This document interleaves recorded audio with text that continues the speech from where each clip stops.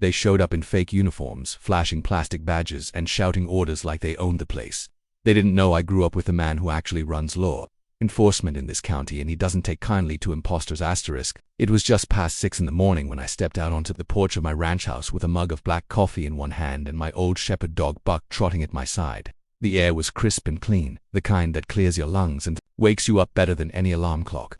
The horizon was smeared in orange and gold, the sun slowly stretching itself over the hills beyond the pasture. Out here, in this part of the county, everything's quiet and still, just the way I like it.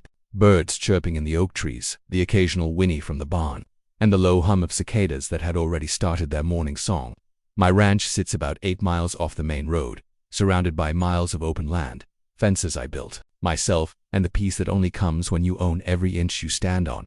But that morning, the peace didn't last long. I had just poured a second cup and was walking toward the stables when I noticed the dust cloud kicking up from the old gravel path that leads to the front gate. At first I figured it was a neighbor, maybe Dale from down the way, bringing over some fence posts like he promised. But when the dust cleared, it wasn't Dale, it wasn't anybody I recognized. 5 black SUVs, all shiny and clean like they'd just rolled off a dealership lot, came pulling through the gate without so much as a honk. Each had small red and blue lights suction cupped to their roofs like something out of a bad cop movie. That was my first red flag. Real law enforcement doesn't come with dollar store gadgets. Then came the people. 10 men, dressed in matching black tactical gear, boots, and vests labeled in bold white letters. HOA Compliance Unit. My face must have twisted into something ugly, because Buck gave a soft growl and stayed close to my boot. I watched as they moved in formation, fanning out like they were executing some kind of operation. One of them had a clipboard, another was barking orders into a cheap walkie-talkie that didn't seem to be working right. They looked like actors who'd studied a SWAT team for 5 minutes and decided they could fake it. I stood my ground in the middle of my drive, hands resting on my hips as the lead guy, a stocky man with a buzz cut and mirrored sunglasses, marched straight toward me. "Are you the property owner?" he asked without introducing himself. He sounded like he was trying to mimic a drill sergeant, but all I heard was a tone-deaf mall cop on a power trip. I gave him a once-over and replied, "That's right. Name's Colby McGraw. This is my land. What's your business here?"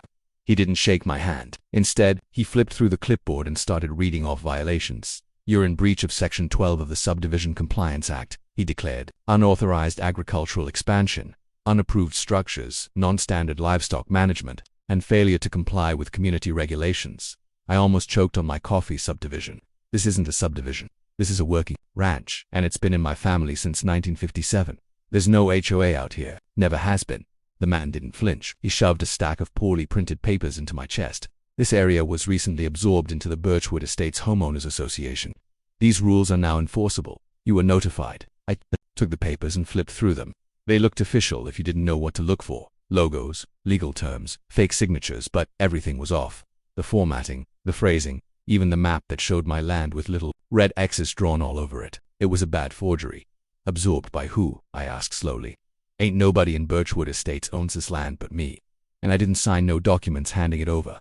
The man puffed out his chest and gestured to his team. "We don't need your signature to enforce the law. We're authorized to inspect all non-compliant properties and issue penalties. If necessary, we'll secure the structures and remove illegal installations." "You mean my barn?" I asked with a cold smirk. "The one that's been standing for 20 years. You planning to remove that?" 2 of his men were already walking toward it. Buck took off like a shot, barking and snarling until they stopped in their tracks. I whistled him back, and he returned reluctantly, fur still bristling. I stepped in front of the lead man again and said flatly, "You boys need to leave now." That's when the man, Captain something, I never caught. The name leaned in close and said, "You're interfering with a lawful inspection. Keep it up, and you'll be detained for obstruction." "Detained by who?" I asked, keeping my voice calm. He didn't answer, but I already knew what this was. A scam, a very organized one, but still a scam. The kind that plays out best on folks who don't know the law, don't have backup, and don't want trouble. Too bad for them, I wasn't one of those people. I stepped back, pulled out my phone, and dialed the one person who could end this circus in a heartbeat. Randy answered on the second ring. "Morning, cuz," he said in his usual easy tone. "Randy, I got a situation. A bunch of fake HOA cops just rolled up on the ranch trying to run some inspection. They've got fake badges, fake documents, and about 10 guys dressed like they're on a SEAL team mission." There was a pause. "Are they on your property?" "Every inch of it. I'm on my way." I turned back to the fake captain, who, it was clearly annoyed that I hadn't caved. "You're in violation of multiple codes," he said again, trying to stand taller. "We'll be writing citations and starting removal procedures within the hour." You can start all you want, I replied with a grin, but you're gonna have to explain all this to the actual sheriff. His confidence cracked for the first time. What sheriff? I smiled wider. My cousin, Sheriff Randy Coburn, and he doesn't take kindly to anyone trespassing on family land. You could see it click in his eyes that split second where the bluff got called, and he knew the jig was up. Some of his crew slowed their movements, looking to him for orders, but he doubled down. Call whoever you want, we're acting under authority. 15 minutes later, the real authority showed up, sirens howling, gravel spitting, and 3 official sheriff cruisers flying down the road like they were heading into a bank robbery. Randy stepped out in full uniform, his hat low over his eyes and his badge catching the sunlight. He walked with a kind of weight that only a real lawman carries. Sure, no need for shouting. He didn't say a word at first. We just scanned the scene. The black SUVs, the men in vests, the stack of fake documents now scattered across the hood of my truck. He finally stopped in front of the fake captain. You, the one running this little operation? Randy asked casually. We're conducting an HOA compliance check, the man said. But the confidence was gone from his voice. This land isn't part of any HOA, Randy replied. And even if it was, HOAs don't send out fake cops in tactical gear. Now I need you and every one of your men to put your hands where I can see them. And just like that, the air shifted.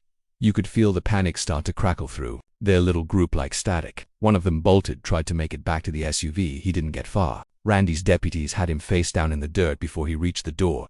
Within minutes, the rest of them were cuffed, weapons confiscated, and the fake compliance documents boxed up for evidence. As they loaded the imposters into the cruisers, Randy walked back to me, shaking his head. People get bold when they think no one's watching, he muttered. I nodded. Well, I'm watching, and now I guess you are too, he grinned. They picked the wrong ranch, Colby. The sun was higher in the sky by the time the last of the fake HOA crew was hauled off the property. Hands zip-tied behind their backs, faces flushed with shame and disbelief. I stood near the barn fence with Buck, who had finally relaxed enough to lie down beside me, though his ears still perked up every time someone moved near the vehicles. Randy leaned on the hood of his cruiser, arms crossed, his hat pushed back slightly as he studied the bogus paperwork we'd gathered from the scene. The wind picked up just a little, rustling the pages of fake citations that were now nothing more than evidence in a criminal case. You know what's wild? Randy said, flipping through a stack of the counterfeit documents. These look just good enough to fool someone who doesn't know better. Not legal by any stretch, but slick enough to scare a decent person into going along. I walked over and took one of the pages. At a glance it did look semi-official: logos, fake stamps, and nonsense codes like HOA Suburban Code 44B. But the deeper you looked, the more obvious it became that none of this had a legal backbone. I pointed to the signature at the bottom, signed by someone named Reginald Beckwith, Director of Field Enforcement. Who the hell names their fake officer Reginald? Randy snorted. Probably trying to sound official. Bet you $5 set names on a fishing license somewhere in California. We shared a laugh, but underneath the humor was something much heavier: anger. Not the kind that explodes in shouting or fists, but the low-burning, patient kind. These people hadn't just tried to scam me. They had trespassed, impersonated law enforcement, and made themselves out to be above the law. Worse, they likely had gotten away with it before. That thought stayed with me long after the sirens faded into the distance. That evening, after things settled down, Randy stayed behind for a while to go over the details. He sat at my kitchen table with a steaming mug of coffee, flipping through a tablet while I grilled up some pork chops. The kitchen smelled like rosemary and pepper, and the sound of the sizzling meat filled the silence between us. Finally, he spoke. This wasn't random, he said. We just got word from dispatch. They tried the same thing at 2 other properties this week. One old lady in her 70s was forced to pay $1,000 in compliance fees. They told her if she didn't pay, they'd seize her home. I turned from the stove, jaw clenched, and she paid it. She was scared, alone, didn't want trouble. I shook my head, flipping the chops with more force than I needed. That ain't right, Randy. That's criminal extortion. Someone's organizing this. He nodded. It's bigger than one crew. From what we can tell, this group formed a big shell HOA and started mailing out phony notices to properties on the edge of town, rural spots. Folks who probably wouldn't know their rights, or who might not trust the legal system to protect them. Sounds like they did their homework. I muttered, too bad they didn't realize I did mine too. After dinner, Randy got a call from the county prosecutor and had to head back to the station. But before he left, he gave me a warning. Colby, he said, putting a hand on my shoulder, there's a good chance this isn't over. You embarrassed them, you shut them down. People like that, they don't take kindly to being exposed. I watched his taillights disappear down the gravel road and stood outside for a long time, staring at the sky. The stars had begun to peek out, bright and clear against the black canvas of the night. Buck nudged at my boot, sensing my unease. We'll be fine, boy, I said quietly. Let M come back. We'll be ready. The next morning, I was already out by the barn repairing one of the stalls when my phone buzzed. It was a message from Dale, my neighbor and friend who lived 2 miles south. "Hey man, you got company again. Saw some guys in black SUV parked off County Road 12 near your north line. Thought it looked weird. My stomach dropped. I dropped my tools, wiped my hands on my jeans and whistled for Buck. Let's go, boy." I took my side-by-side ATV and cut across the pasture. To the northern edge of my land, County Road 12 ran parallel to the tree line about half a mile out, and sure enough, just as Dale said, 3 black SUVs were parked in the weeds near the fence, engines off, no lights this time, no fake badges, just sitting there watching. They didn't approach them directly. I kept back in the shadows of the trees and used binoculars to get a better look. Inside I saw 2 of the same men from yesterday, the fake captain and one of the other guys who had walked toward my barn before getting cuffed. They weren't arrested long, apparently, out on bail, maybe, but what were they doing back? This time, they weren't in uniform, just jeans and dark jackets. One of them had a camera, and they were pointing it in the direction of my property, slowly sweeping it across the tree line like they were mapping something. That was enough for me. I pulled out my phone and called Randy again. "They're back," I said. Watching from the north side, he didn't hesitate. "Stay out of sight. I'll send a deputy to intercept. Don't confront them." But I'd already made up my mind. I wasn't just going to hide behind trees while crooks scoped out my ranch for their next move. I waited until Randy confirmed a unit was on the way, then made my way closer to the road from behind. Buck stayed beside me, quiet but alert. I got within earshot just as one of the men stepped out of the SUV and lit a cigarette, laughing with the other like it was some kind of joke. I stood up from behind a tree and whistled loud enough to get their attention. The man turned sharply, startled. "You again," he said, eyes narrowing. "That's right," I called out, still pretending you've got authority. He stepped forward, arms raised mockingly. "I'm not on your property, not breaking any laws." "Maybe not," I said. "But filming someone's private land without permission sure raises eyebrows. You casing the joint." The other man started to say something, but that's when the sheriff's cruiser pulled up behind them, lights flashing. Deputy Simmons, a young, sharp officer with a no-nonsense attitude, stepped out and approached them. "Step away from the vehicle, gentlemen." They tried to talk their way out of it, but Simmons wasn't playing. He asked for ID, asked what they were doing, and the moment they said documenting HOA violations, Simmons gave a short laugh. "You're not part of any HOA, you're out on bail for felony impersonation. And now you're violating your release conditions by approaching your previous victim." They were detained again right there on the spot. Simmons walked over to me afterward, shaking his head. "These guys don't give up easy." "No," I said, watching as they were cuffed for the second time in as many days, "but neither do I." By that afternoon, news had already spread through the county. Word of the fake HOA's arrest, attempted return, and rearrest had sparked a firestorm of outrage in the local community. People started coming forward, ranchers, homeowners, even elderly couples who thought they'd just been fined for leaving a shed door open. It was bigger than anyone expected. What we thought was a crew of 10 turned out to be part of a wider group stretching across 2 counties, using scare tactics, fake letters, and even fake websites to pretend they had legal authority over rural landowners. It wasn't just my fight anymore, and I was just getting started. By the time those imposters got hauled off a second time, something had changed not just in me, but in the whole community. What started as a strange, almost laughable confrontation had become something more serious. We weren't just dealing with a bunch of bored scammers in Halloween costumes. We were dealing with a deliberate, organized scheme, and they were getting bolder. That evening I sat on the porch with my boots kicked up and a notebook on my lap. Buck was sprawled beside me, snoring soft and steady. I was jotting down everything I could remember from the last couple of days. License plate numbers, names I overheard, anything I might have missed. Randy had already warned me that the DA's office was starting a full investigation and pulling in a task force to look into fraud cases tied to phony HOAs. But if they were building a case, I wanted to be sure my side was rock solid too. I heard a truck pulling up the gravel road, the tires crunching with a rhythm I recognized.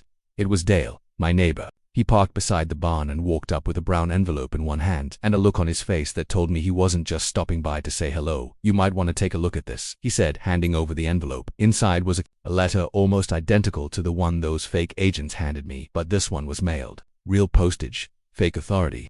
Same Birchwood Estates Compliance Authority letterhead. Same threats, violations, fines, and pending legal action if the homeowner didn't comply with updated HOA guidelines. Dale looked pissed. "I got this yesterday. Colby just hadn't opened my mail until this morning. Thing is, I've lived here 22 years, ain't never been part of an HOA because there isn't one," I muttered, scanning the document. This version had new details lists of acceptable fencing materials, agricultural activity limitations, and even maximum livestock density. "Livestock density," Dale scoffed. "What's that mean? I got too many chickens." "They're escalating," I said. "They're testing what they can get away with. Dale sat on the porch rail, rubbing the back of his neck. I talked to Randy earlier, said they're finding more letters like this all over the county, not just here. Over near Jackson Hollow, too. Some folks paid the fines thinking it was real. Others are too scared to speak up. That struck a nerve in me. Fear, that's what they were banking on. Fake rules, fake laws, fake cops, all designed to scare people just enough to make them comply. And out here in rural land, where a man's home and property are sacred, that kind of fear runs deep and quiet. Most folks won't even call the sheriff when things go wrong. They'll fix it themselves or pray it goes away. But this wasn't something you could fix with a hammer and nails. All right, I said, snapping the letter closed. We've got two options. Either we sit and wait for the county to handle it, or we put together something of our own. Dale raised an eyebrow. What do you mean? I mean we let these people know we're not easy targets, and we do it in a way that protects every landowner in this valley. It started small, a few phone calls, some one-on-one visits. I knew most of the property owners within 10 miles, and Dale knew the rest. We didn't make a big show out of it, but within 2 days, 15 ranchers and homesteaders had gathered at my barn, all carrying envelopes, stories, and, most importantly, resolve. One man, Bill Henderson, showed me a printout of a fake HOA permit suspension for the shed he built last spring. Another woman, Martha, explained how a man claiming to be a field officer tried to fine her for growing corn in her backyard garden. They were spreading like rot. I say we sue the pants off M, Bill said, slamming a fist into his palm.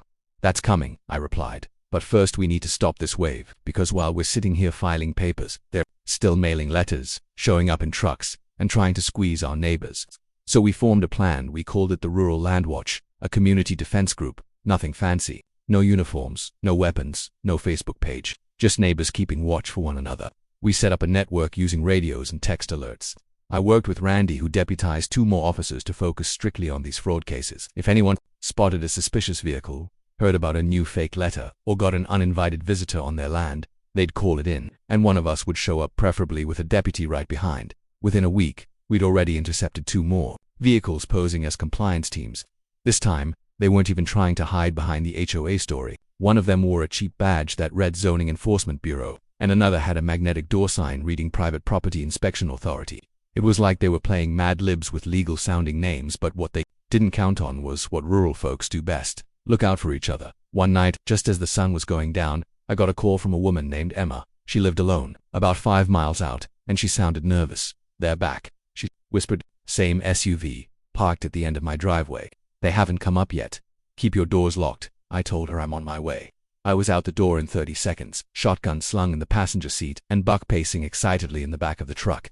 I radioed Dale and Randy, who were both nearby. Within 15 minutes we rolled up together, lights off, engines low, and positioned ourselves around the edge of Emma's property. There were 2 men in the vehicle. One had a clipboard, the other had a flashlight. They hadn't stepped out yet, just sitting there like they were waiting for something. I stepped out and made sure they saw me before I got too close. I wanted them to know they weren't alone. You boys lost? I asked calmly. They flinched, surprised. The man with the clipboard opened the door but didn't get out.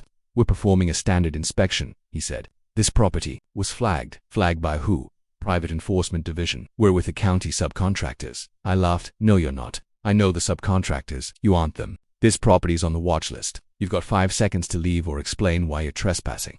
That's when Randy pulled up behind them, blue lights flickering across the trees. The man in the passenger seat looked like he'd swallowed a rock. They were arrested on the spot. No arguments this time, no fake warrants. Just 2 grown men who knew they'd been caught red-handed. Later that night, Randy said something that stuck with me. You know what makes me mad, Colby? These guys aren't just scammers, they're vultures. They prey on fear, on confusion. They target people who think they're alone, but they're not alone anymore. It was right. Something had changed. We weren't just reacting, we were defending. And we were ready for whatever came next. The arrests kept happening, but so did the letters. A week after we'd shut down the so-called Private Property Inspection Authority, nearly 24 new scam notices showed up in mailboxes across the county. They were dressed in slicker packaging, this time glossy print, gold embossed logos, even a watermark that looked government-issued, but underneath all that shine it was the same lie. Fake laws, fake fines, and a deadline printed in red ink like some kind of threat. The only difference now was we knew what to look for, and more importantly, we weren't afraid to talk about it anymore. Still, something about this version felt off, more polished, more expensive. Whoever was behind these new letters had more resources than the last group. This wasn't just a local scam crew trying to make a few bucks. Someone was organizing this on a larger scale. Someone who had money, time, and a deep understanding of how to weaponize paperwork and fear. That suspicion turned into confirmation.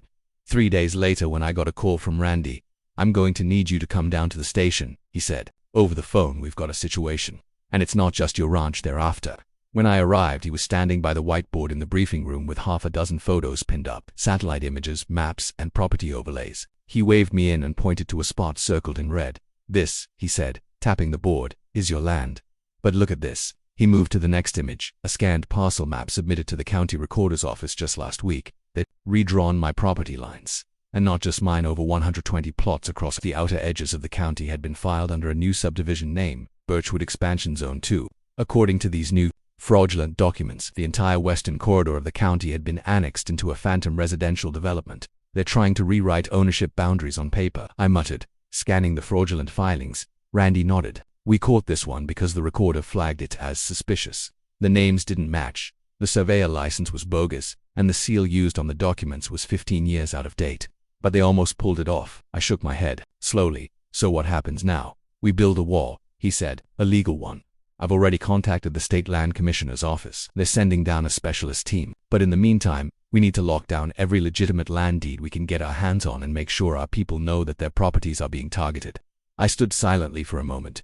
What started as a couple of fake cops and junk mail was now a full-on land grab on paper, but with very real consequences. If those documents hadn't been flagged, they could have started proceedings to take over properties legally. Evictions, seizures. They could have won in court if the owners didn't know to fight it.